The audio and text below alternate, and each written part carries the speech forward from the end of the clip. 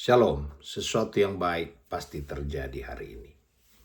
Seandainya kita mengerjakan semua ketetapan perjanjian lama itu, maka yang kita terima adalah berkat. Sebatas berkat saja. Dan waktu kita tidak mengerjakannya, maka kita kena kutuk. Sebenarnya kedua hal ini Yesus sudah kerjakan. Mengenai kutuk, sudah dikatakan Yesus sudah menanggung semua kutuk hukum Taurat. Mengenai berkat, dalam buku Efesus dikatakan semua berkat dalam sorga ada dalam diri Yesus. Terus apa bedanya? Perjanjian lama itu adalah perjanjian berkat. Perjanjian baru adalah perjanjian kuasa. Jadi waktu Tuhan katakan, karena begitu besar kasih Allah akan dunia ini, dia mengaruniakan anaknya yang tunggal. Dia tidak lagi bicara tentang berkat. Tapi pencipta berkat itu, pencipta alam semesta ini ada bersama dengan kita. Jadi berkat itu menjadi byproduct. Kita nggak perlu kejar. Maka dalam buku Matius dikatakan, carilah kerajaan Allah dan kebenarannya, maka semuanya akan ditambahkan kepadamu. Apa itu kerajaan Allah? Kerajaan Allah itu adalah saat Kristus ada di hati kita, maka saat itulah terjadi kerajaan Allah itu. Dan dalam buku Matius dikatakan, Yesus katakan apa? Segala kuasa di bumi dan di sorga telah diberikan kepadaku. Karena itu, pergilah. Jadi hari ini sebenarnya kita tidak lagi transfer berkat saja. Berkat itu menjadi hal nomor 2 atau hal kecil. Tapi kita adalah transfer kuasa. Kuasa apa?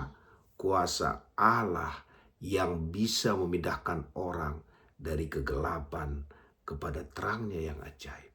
Kalau soal berkat, orang yang tidak percaya pun dapat berkat juga. Jadi yang Tuhan suruh kita kerjakan hari adalah mentransfer kuasa itu, memanggil orang dari kegelapan kepada terangnya yang ajaib.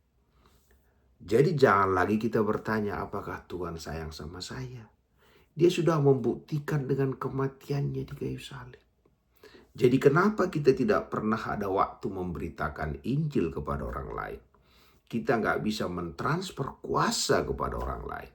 Karena kita masih berkutat antara berkat dan kutuk. Yang mana berkat dan kutuk itu Yesus sudah selesaikan.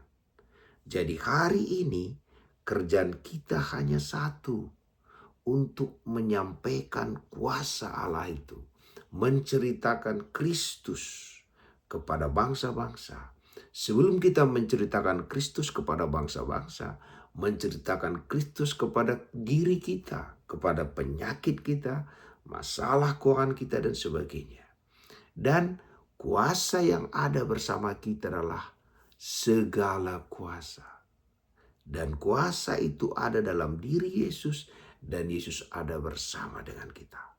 Jadi harusnya kita semua sudah dilayakkan Tuhan, sudah dibenarkan Tuhan, saatnya kita pergi saja.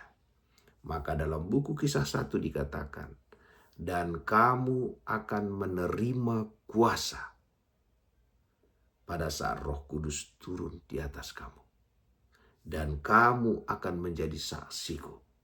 Karena itu hari ini, kalau ada orang sakit di sekitar saudara, jangan ragu-ragu, langsung katakan sembuh dalam nama Yesus.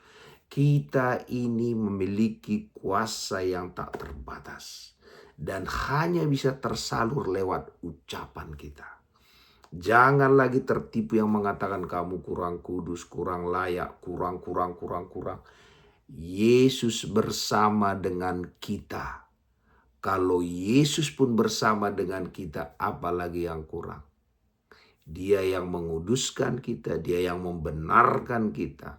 Karena itu hari ini enggak ada lagi penghalang kita. Sembuhkanlah yang sakit. Beritakanlah Injil kepada semua makhluk. Karena ada kuasa yang tak terbatas dalam diri kita. Dan kuasa itu jauh lebih hebat daripada semua berkat yang ada. Karena itu hari ini jangan mau tertipu lagi. Semua kutuk Yesus sudah bayar. Dan semua berkat ada dalam diri Yesus, tidak hanya berkat, bahkan segala kuasa. Karena itu, salurkanlah kuasa Kristus kepada setiap orang, kepada setiap bangsa. Terpuji nama Tuhan.